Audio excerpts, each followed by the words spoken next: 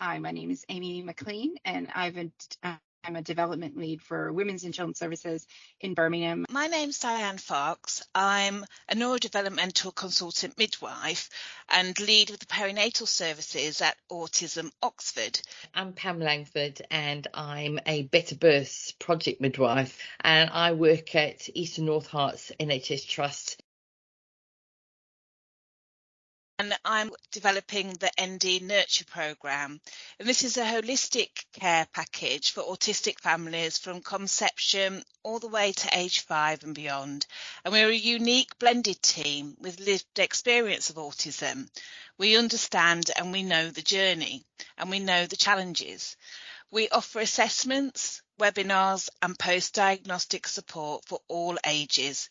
Also, I am chair and clinical lead for the Maternity Autism Research Group, known as MARG, and we're a collective of autistic health professionals and academics working with NHS trusts, statutory bodies and charities to raise awareness and inform the agenda for autistic people and women in pregnancy. I was given a great opportunity not so long ago by my director midwife to start a new pathway for women that have autism and are pregnant. It's a new clinical pathway that brings them into a clinic to see me, and we begin a personalised care and support plan. What's most important for these women is that we as health professionals understand that not one programme fits them, because they are very unique in their needs and need an individualised care plan because of the reasonable adjustments that we as health professionals need to make for these women. They have sensitivities to light and smells, and the environment's a real challenge for them. I've created these personalised care plans together with the women. So we spend a good few hours together devising how best to care for them. And we just go through what is a challenge, what's difficult, what triggers them, what causes their stimming or their behaviours that are different to those that are neurotypical. And then we write them all down. And then they sit with their families and discuss what else needs to be put on there, on the hope that actually their maternity experience is better. One of the projects in the last year has been around listening to women. We decided to use our third sector partners and work alongside them to listen to the voices of women. And came up with a plan to simply ask them to create safe spaces based on their particular reach, which was much further than the reach of the NHS organizations. So we came up with kind of a monthly timetable and invited them. We funded them for their time to do this and for the venue and for the right refreshments and things to create the right space for their women. And then the NHS came to those events as guests. We sat there quietly, we asked questions, but we just listened. And that's the name of the project. Please just listen. I think it's definitely having an impact. We're doing work to raise awareness of the issues such as the lack of recognition, lack of training and lack of understanding and impact this has on care planning and resources. Well, at Autism Oxford, we offer webinars. They're available to watch live or to download.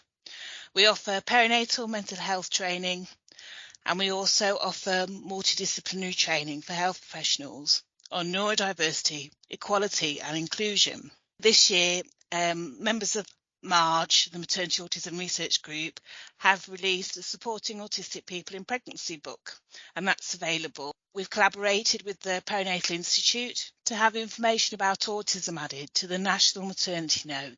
From the feedback that I'm getting from my colleagues, it's brilliant, because then when women shut down, they know how to best manage that. I recently had a situation where I had an autistic woman that was having a real struggle during her labour process with her baby. My colleagues wanted to consider doing an emergency cesarean section, and trying to consent her for that procedure was a real challenge because it was too much information that she wasn't able to process quickly. There was that real sense of urgency, but also she needed to understand that fully before she could consent it. When they read the Personalised Care and Support Plan, where I'd really written down how certain things make her feel, I made it really clear in there that actually in a situation where she shuts down and just stops talking, she needs to be left alone for 10 minutes. So they left the room. And when they walked back in, they reported back to me that actually she was a whole different person. She'd had time to process the information. She had written information to look at it, discuss it with her partner, came to terms with the fact that her birth plan had changed and that she was absolutely happy to go ahead and have an emergency cesarean section. One of our key focuses is to move away from the medical model towards a psychosocial model of care. And this is best illustrated by talking about the co-occurring conditions that we know are apparent for people that are autistic that are accessing maternity care.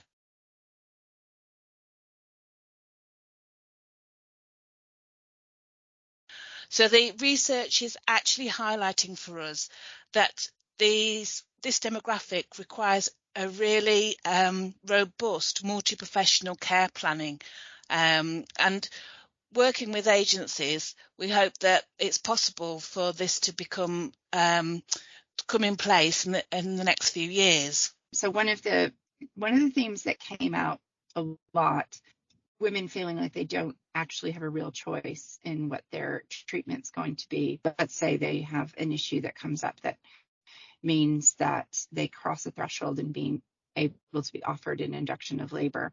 And what women were telling us, that the timing of when they had to make those choices was well before the time they were in the delivery room or in the birthing room. And the conversations where that choice was made often felt like they were coerced. They didn't feel that way at the time, but they felt that way in hindsight. And when you dig deeper and look at who is having those conversations, it's often it's not a midwife, it's not a consultant, it's often a more junior doctor who is simply presenting the facts and presenting information in a way that they feel like is fair and balanced. But women are saying now that it's not.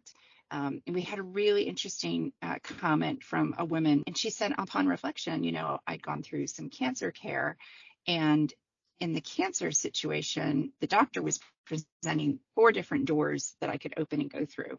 And each one of those doors ended up with there being a risk to me. And yet the information was presented to me in such a compassionate, balanced way. I felt like it was truly my choice. I felt like I was a partner in care with the clinician who was helping me make that decision.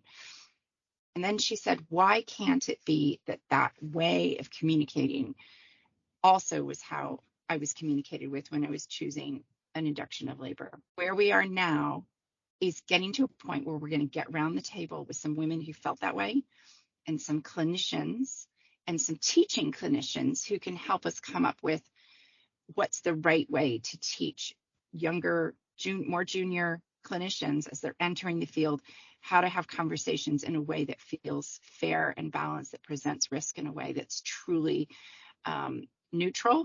And the feedback I'm getting from the women, they've had a lot of involvement in changing the way the pathway is for them. One of the most fascinating things I found was probably on the second appointment. I had a lady and she requested I create this sticker that actually said that she's autistic and put it on her notes. And just the sheer thought of labeling someone as autistic went against everything that felt right to me. She explained to me the reason why she wanted it was that she says that she finds going to appointments really challenging, especially if she gets an appointment letter that says her appointment's at 11 o'clock and she turns up at 11 o'clock and nobody calls her through, and it's 5 or 10 or 15 minutes later, and then she becomes agitated. People perceive her as being aggressive, but actually it's because she's really struggling with the environment. So she felt that a sticker on her notes would make people more compassionate and more forgiving of her behaviours.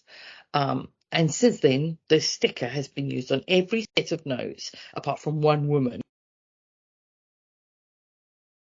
Seek trainers with lived experience, specialised in maternity care provision for autistic people. Add multi-professional mandatory training for neurodiversity for all maternity staff. See if you can make that part of your mandatory yearly training package.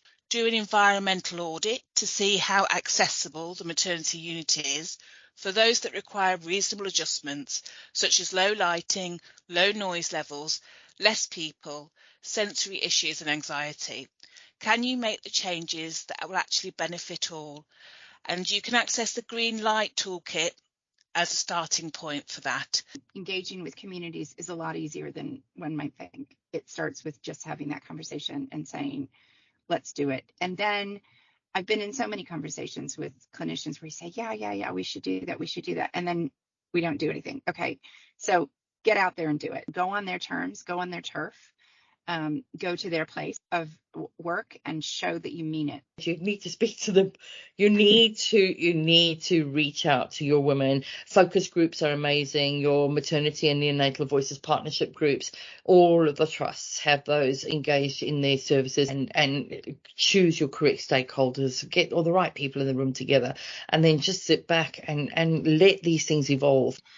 Find that person in a leadership position who believes that your voice matters. The chief nurse who empowered me to do this and tasked me to do this piece of work, I absolutely 100% knew that she had my back because she valued the ear of women and really wanted the voice of women to lead in services. A letter is not enough.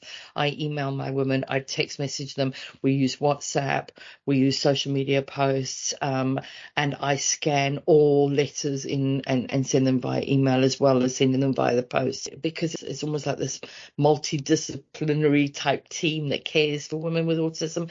They need all those support people around them, so that helps them to actually navigate maternity services easier, and because some of the autistic women have short-term memory issues, it's really important to be able to help them to engage with knowing when the clinics are and what time and where to be via many different sources of communication. Be aware of the need to communicate without bias or judgment with all patients. Find new ways of interacting with autistic people, and put alerts on patient records and electronic records to make all staff aware that an autistic-friendly approach is required. The listening is just the start, and the listening needs to happen in a non-defensive, neutral, where the power is being held by those who hold the stories. That's important. And then the next step is the co-production. We've established really strong relationships with the micro-organizations that have supported us. We've organizations that support women with different needs, with autistic women, with women with learning disabilities, and then specific cultural focuses. All of those groups are now in a more trusting place with us because we've shown them that we're genuinely curious about what those women's stories are. Whatever your role is, just have a look to see if there's anything you can do to implement some of these suggestions, or raise awareness within your setting, within your unit, within your organisation. And maybe if you have a notice board that is empty, maybe you could just take on the challenge of doing some information about neurodiversity and about how to support service users with neurodiversity or staff.